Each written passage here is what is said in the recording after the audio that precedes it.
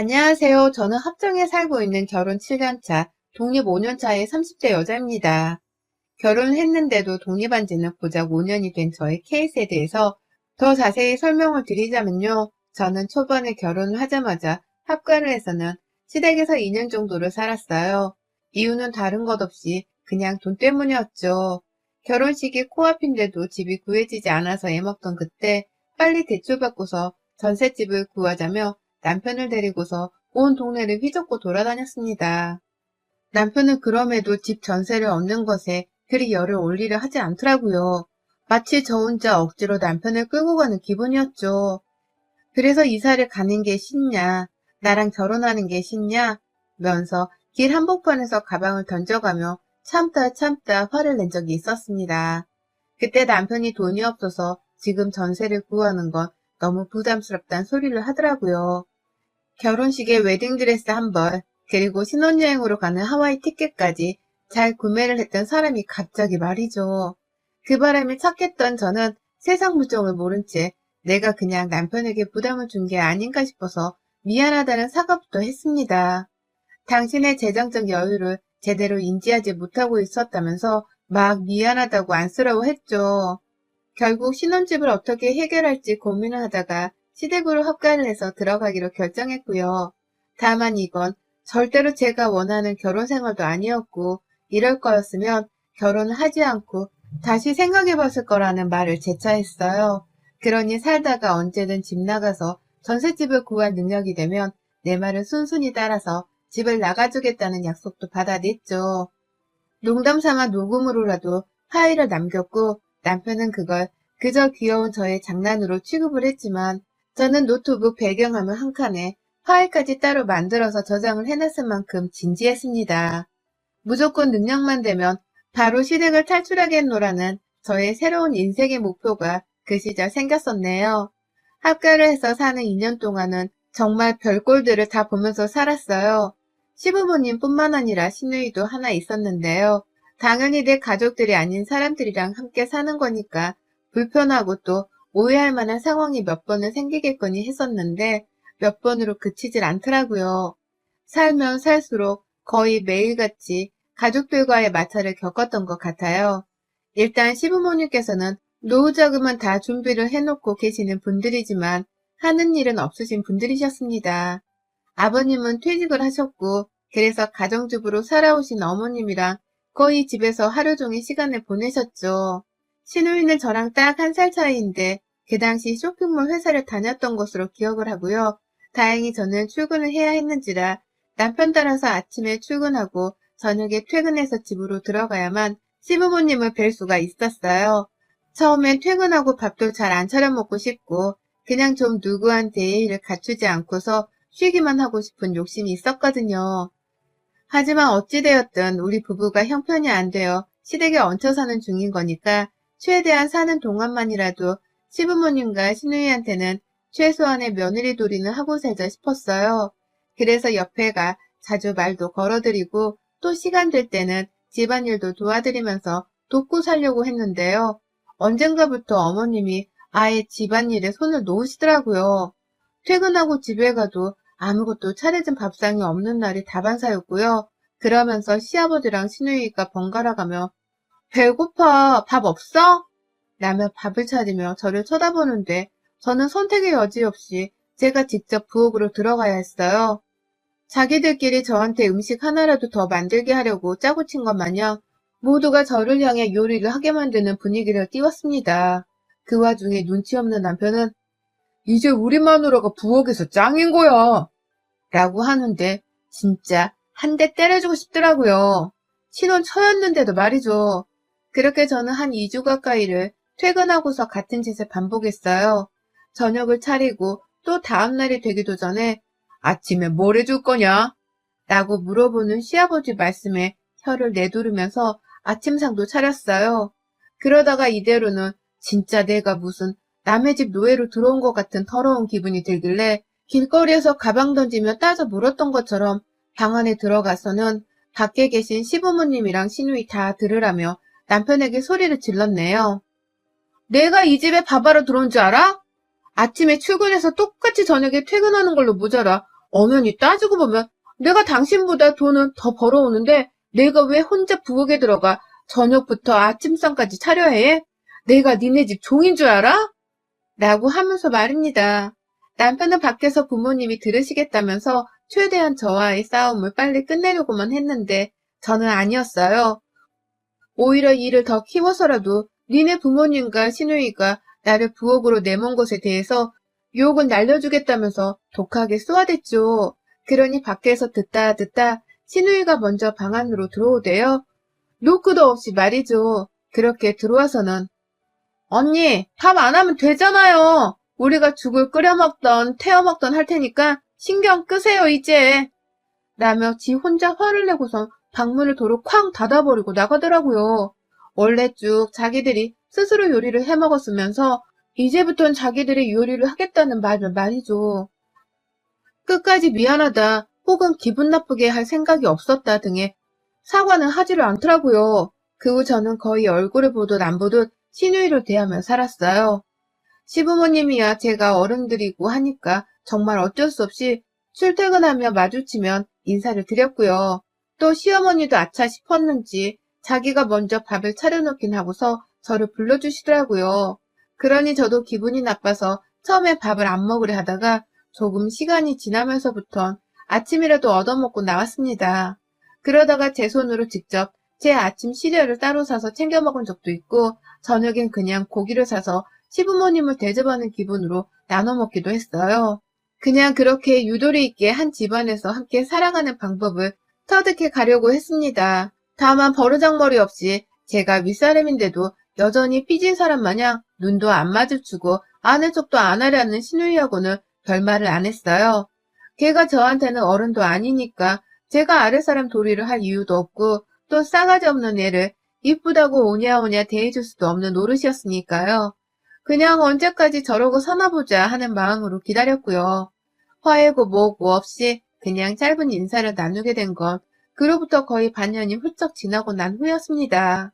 그때부터 1년 반 후 저희 부부가 집을 아예 대출을 받고 매매를 하게 되면서 독립을 하는 순간까지 시누이는 딱 그 정도로 저하고서 거리를 둔 채 살았어요. 저도 그런 인성의 애하고는 친해질 마음이 없었는지라 먼저 다가가려고 하질 않았었고요. 그러다가 저희 부부가 독립을 하자마자 시누이로부터 결혼 소식이 들려왔어요. 갑자기 임신을 해서는 결혼하게 되었다면서 저한테 친히 모바일 청첩장을 보냈더라고요. 꼴에 저를 하객으로 초대를 해서는 축의금이라도 받고 싶은가 싶어서 얼척이 없었으나 저에겐 시누이이고 남편에겐 하나뿐인 여동생이었는지라 결혼식은 참가했어요. 시누이는 우리 결혼에 축의금을 한 푼도 주지 않았었지만 남편은 슬쩍 보니까 한 50만 원 정도를 챙겨준 것 같았고요. 그래서 저도 남편이 내는 것에 제 이름을 같이 적고서는 제 개인 돈을 따로 주지는 않았습니다. 그렇게 결혼하면서 배가 불러오기 시작한 시누이는 그 후 저한테 다른 감정이라도 생겨버린 건지 갑자기 연락을 참 자주 해왔어요. 갑자기 안 하던 안부 인사를 하겠다며 언니 잘 지내요? 라면서 전화를 해오기도 했고 자기가 임신 때문에 직장을 그만두게 되었다면서 팔자 좋은 소리를 늘어놓으며 연락을 해오기도 했죠. 자기의 성별이 남자애라면서 굳이 안 궁금한 그 성별을 알려주기도 하고 별 소리를 다 뱉어내면서 마치 저한테서 애 선물을 바라는 사람인 것 마냥 굴어댔습니다. 그러다가 정말로 언니가 우리 애기 첫 선물 사줄 거죠? 라는 뻔뻔한 소리를 직접 꺼내기도 했어요. 참 옛날부터 느낀 건데 저희 시누이는 별난애였죠. 그러던 시누이는 첫째 아이를 낳자마자 거의 바로 또다시 둘째를 임신했고요. 저희 부부가 여전히 아이 없이 살고 있는 지금까지 시누이는 총 2명의 아들들을 낳았어요. 육아로 제 취업은 거의 하지 못하는 상황에 이르렀고 집에서 거의 육아만 하면서 간간히 저한테만 친한 척 연락을 자주 해오긴 했어요. 그 연락의 대다수가 아이 자랑에 관한 것이나 애가 크는 바람에 옷이 안 맞아 쇼핑을 나가야 하는데 시간이 없다는 말을 하는 것이었지만 말입니다. 알면 알아갈수록 참 별로인 애라는 것을 절실히 느껴가던 시누이였는데 이번에 제가 코로나 때문에 재택근무를 시작하면서부터는 그 정도를 헐 웃돌더라고요. 염치 없고 이기적이고 자기만 아는 그 정도를 말입니다. 평상시에도 뭐 해달라거나 사달라는 연락이 주로였었는지라 코로나가 시작되고 나서 걸려오는 전화도 그럴 것이라고 생각을 했어요. 다만 제가 작년 8월부터 재택근무를 하게 되면서 집에서도 정신없이 일을 하던 바람에 시누이의 연락을 받지 못한 적도 많아졌죠. 일부러 안 받은 적도 그에 비례를 하긴 했고요. 그런데 시누이가 한 번은 그냥 문자를 띡 보냈더라고요. 그냥 애들 데리고 찾아가도 되죠? 라고 말입니다. 제가 노는 사람도 아니고 집에서 엄연히 일을 하면서 재택근무를 하고 있는 건데 내가 집에서 쉬는 사람이 마냥 애들을 데리고서 집에 오겠다고 하는 시누이의 말이 이해가 가지 않았습니다. 그러니 저도 그 문자에 나 일하니까 올 거면 주말에나 와요 라면서 답장을 했죠. 그런데 그 주였나? 그 다음 주였나? 평일 대낮부터 일하는 도중에 밖에서 초인종이 울리더니만 시누이가 왔어요. 아들 둘을 데리고서 말입니다. 저하고 친한 것도 아니면서 얘 낳고부터는 계속 혼자서 친한 척 치근덕거리더니 이제는 저 혼자 있는 집에 얘들을 데리고 들어와서는 막 안 하던 수다를 떨려고 하는 거예요. 잘 있었냐고 안부를 묻고 집이 너무 예쁘다면서 남의 집을 구경하고 다니고 하면서 말이죠. 그도 모자라서 자기가 저번 주에는 뭘 했는지 나는 주말에 보통 뭘 하는지에 대해 물어보면서 제 얘기를 들으려고도 했어요. 마치 아무 문제가 없이 잘 지내던 친구 사이에나 주고받을 수 있는 말을 저한테 하기 시작한 것이었습니다. 일하는 사람을 갑자기 찾아와서는 대뜸 말입니다.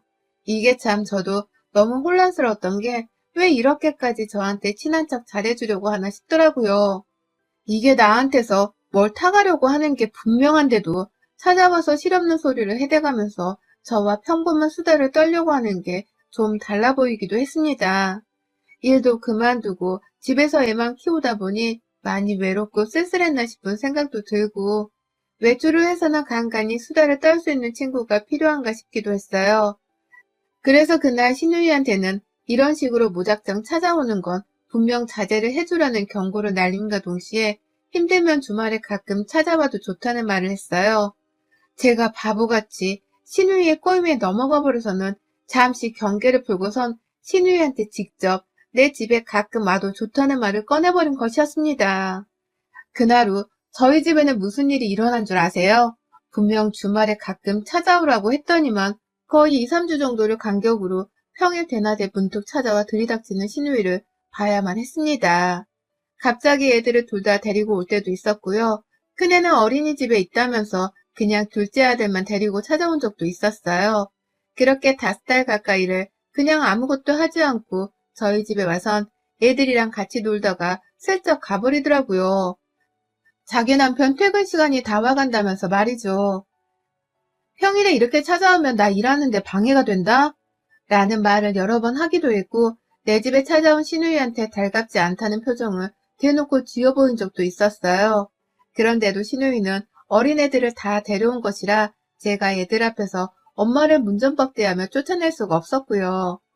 시누이는 이런 저를 향해서 미안하다는 말을 하긴 했으나 직접 제 냉장고를 뒤져서는 밥을 차려주는 것으로 그 사과를 대신했습니다. 빈손으로 오지 말고 차라리 커피 한 잔이라도 사오거나 식사 때가 되었을 때 배달 음식이라도 주문을 해주면 될 텐데 그 돈이 아까워 죽겠는 건지 돈은 한 푼도 쓰지 않은 채 염치를 챙기겠다면서 저희 집 냉장고를 덜어서 직접 요리를 하더라고요. 황당 그 자체였죠. 뭐 신혼 초에 시누이랑 함께 살던 시절을 생각하면 지금의 시누이 태도는 아주 양반이긴 했지만요. 그래도 이렇게 찾아와서 저를 계속 불편하게 함과 동시에 또 안 먹고 싶은 밥까지 혼자 해가면서 이상한 친절을 베푸는 게 너무 이상했어요. 내가 이런 시누이를 그냥 내버려 둬야 하는지 말아야 하는지에 대해 남편에게 물어보면 남편은 애 낳고 얼마나 외롭겠어. 몸이 예전 같지도 않을 거고 그냥 오면 반겨주기만 하면 안 될까? 라면서 지 여동생이 불쌍해 보인다는 말만 했습니다. 그러니 저도 내가 마음을 더 착하게 먹고서 시누이를 대해야 하는 건가 싶은 혼란이 들었죠. 기분이 슬슬 짜증나려던 그 찰나 해는 어느덧 바뀌었고 저도 슬슬 회사로의 출근 준비를 해야 했습니다. 예정대로는 3월 정도부터 회사로 출근을 할 것 같다고 말이 나오길래 저도 그냥 인생의 마지막일 것 같은 나의 재택근무를 마지막까지 더 즐겨보려 했죠. 그런데 이 얘기가 신우이한테 넘어갔나 보더라고요. 범인은 당연히 남편일 것이고요. 신우이가 연락을 해와서는 언니, 이제 회사 나가요? 그럼 뭐야? 재택근무 더 안 한다는 거예요? 라며 혼자 흥분을 하더라고요. 지가 더 심란해 했습니다. 그래서 저도 네, 그렇게 됐어요. 라고 시큰둥 대답을 하곤 일해야 한다며 바로 전화를 끊었는데요. 그 다음날부터 진짜 저는 매일같이 신우이와의 전쟁을 겪었습니다. 신우이가 작정을 하고서는 얘를 저한테 맡기기 시작했거든요. 제가 재택근무를 끝내기 전에 얘를 맡기는 걸 완전 뽕을 뽑겠다는 듯이 말입니다. 평일에 또 찾아와서는 언니 잠깐 내 일 좀 봐줘요. 나 잠깐 이 앞에 다녀올게. 살 게 있었거든. 라고 하더니만 그냥 나가버리더라고요. 그러더니만 무려 4시간이 지나도록 애 엄마가 나타나질 않았어요. 전화를 해도 받지를 않고 얘는 울고 저는 일을 해야 하고 진짜 환장하겠더라고요. 중간에 한번 애밥이 걱정이 되었는지 문자를 해와서는 가방 안에 간식 있고 밥은 성인밥 먹어도 되니 소금간만 좀 조절해서 줘요. 라면서 저한테 육아 팁을 전수하대요. 멋대로 찾아와서는 말입니다. 제가 거의 실신을 하기 직전에 집으로 돌아온 신우이는 멋쩍어 하면서 말하더라고요. 내가 좀 더 일찍 오려고 했는데 언니도 이제 애 낳아야 하니까 애 한번 돌봐보면 좋잖아요. 일부러 시조카랑 시간 더 보내라고 내가 늦게 온 거예요. 내 맘 알죠? 라고 말이죠. 웃으며 말하는 신우이의 그 말에 저는 차마 웃을 수도 없었어요. 너무 짜증이 나서. 빨리 데리고 가요. 나 아가씨 보모 아니에요. 저 엄연히 일하고 있어요. 라고 화를 냈네요. 하지만요. 그렇게 엄포로 놓았는데도 신우이의 방문은 끊이질 않았습니다. 계속 와서는 애를 맡겨놓고 또 잠시 자리를 비울 때도 많았고 애들한테 마스크도 안 씌운 채로 찾아와서는 저보고 마스크를 쓰고 있으라 하기도 했어요. 제 집인데 말이죠. 그러다가 마지막으로 신우이를 봤던 그날 신우이는 제게 해서는 안 될 말을 하며 아주 절 업신여겼어요. 글쎄 집에서 편한 바지를 입고 일을 하던 저를 위아래로 쓱 훑어보더니만 나도 재택근무나 해봤으면 집에서 쉬고 돈도 벌고 이게 뭐야 너무 좋잖아 라는 말을 씨부리더라고요. 매일같이 화상통화의 일거리에 집에서 일도 잘 안 되어 능률도 안 오르고 죽겠는데 혼자 속 편하게 저보고 놀면서 돈을 번단 말을 했던 겁니다. 그러더니 그 말을 남기고서는 또 애 둘을 맡기다시피 저한테 주고서는 그러더라고요. 아, 이제 언니 회사로 출근하면 나는 누구한테 애를 맡기나 라고 말이죠. 그 소리를 듣는 데와 진짜 뒷골이 땡긴다는 게 이런 심정이구나 싶었습니다. 저도 모르게 우라통이 터져서는 여기가 네 애 맡겨주는 보호소인 줄 알아? 너 지금까지 나한테 애 맡기려고 온 거니? 라며 소리를 질렀어요. 노는 사람도 아니고 집에서 일하는 사람인데 뻔뻔하게 애 둘을 데리고 올 때부터 알아봤다면서 그렇게 찾아와서 일하는 사람을 일도 못하게 하고 애만 보게 만들어 놓으니 속 편하냐면서 알고는 있었지만 이렇게 대놓고 뻔뻔하게 애를 맡긴다 말을 할 줄은 몰랐다면서 신우의 얼굴을 향해 막 삿대질을 들이밀었어요. 순간 이성을 잃은 바람에 제 모습에 놀란 건지 애들은 울었고 신우이는 자기 애들 앞에서 이게 무슨 시선 폭행이냐며 엄청 저를 나무라더라고요. 끝까지 자기가 경솔했다거나 민폐를 끼쳐서 미안하다는 사과를 하지 않은 채 그저 제가 한 짓과 말에 대해서만 잘못이 크다며 더 큰 목소리로 사과를 요구했습니다. 너무 기분이 나빠서 이대로는 그냥 못 간다면서 아이 저희 집에 자리를 잡고 들어 눕대요. 그러니 방법이 있겠나요? 그년의 옷가지를 잡아 끌어올렸죠. 들어 누웠어? 네가 내 집에서 들어 누우면 내가 아무 짓도 못할 줄 알아? 라면서 신우의 옷을 잡아 끌어다가 옷이 뜯기는 소리가 들리는데도 신우이를 일으켜 세웠습니다. 바로 아파트 경비실에 전화 넣어서 경찰에 신고 좀 해달라고 소리를 쳤고요. 속이 터져서는 제 핸드폰을 켜서 경찰에 전화를 하려고 하니 신우이가 언니 애들 있다니까 애들 데리고 내가 나가면 될 거 아니야 라면서 절 막더라고요. 차마 경찰에 주거침입죄로 신고를 당해서 애들 데리고 불려가기는 싫었나 보더라고요. 그러면서 찢어진 옷도 그냥 대충 정리를 하고는 애들 신발부터 정신없이 신기려고 하는데 제가 신우이를 붙잡았습니다. 어딜 가? 너 나한테 사과도 안 했잖아. 내 집에 자꾸 찾아와서는 이 민폐짓을 다 버려놓고 이제 와서 신고한다니까 주랭랑 치려는 것 좀 봐라. 너도 자존심은 있는 애였니? 어디 그냥 자존심이고 뭐고 더 구겨놓고 경찰서 한번 끌려가 봐. 라면서 신우이의 뒷덜미를 붙잡고 집안에 얼마나 가둬두려 했는지 몰라요. 애들 신발을 신기려고 하길래 신호등을 끄집어 잡아 당기면서까지 신우이를 내 집 밖으로 못 나가게 했고요. 신우이 입에서 미안하다는 소리가 나오기 전까지 너 오늘 내가 무조건 경찰서 가서 사과하고 합의금까지 내게 만들 거야. 죄질이 부족하다 하면 내가 너 그간에 업무 방해한 것들로 싹 다 고소를 해서라도 합의금 물게 만들 거야. 염치 없는 년이 애 낳기 전이나 후나 어째 이렇게 변한 게 없냐? 네가 그러고도 애 엄마냐? 그 정신머리로 애들을 키우면서 애들한테 미안하지도 않냐? 라면서 고함을 쳤습니다. 제가 봐도 정말 애들 앞에서 너무한 짓이었고 신우이한테 상처가 될 말임이 분명했는데요. 그럼에도 해댔어요. 우리 신우이의 염치 없는 상태는 정말 상상을 초월하는지라 이렇게라도 마음에 상처를 주지 않으면 절대로 제 말을 귀담아 들을 인물이 못 되었죠. 저는 저대로 신우이 버릇을 단단히 고쳐주고 사과를 제대로 받겠노라며 더 성질을 부린 채 신우이를 집 안으로 잡아당겼고요. 그러다가 밖에서 경비 아저씨가 도착을 하셔서는 저희 싸우는 소리를 듣고서는 문 열어달라고 막 노크를 하시는데 저는 경찰에 신고하셨죠? 해주세요! 라는 말을 하면서 더욱 신우이를 압박했고요. 그제서야 신우이는 상황이 이랬나 저랬나 자신에게는 최악이라는 것을 파악했는지 언니 미안해요. 내가 잘못했으니까 나 그냥 집에 보내줘요. 나 여기 다시는 안 올게요. 언니 일하는 거 방해해서 미안해요. 라면서 사과를 했습니다.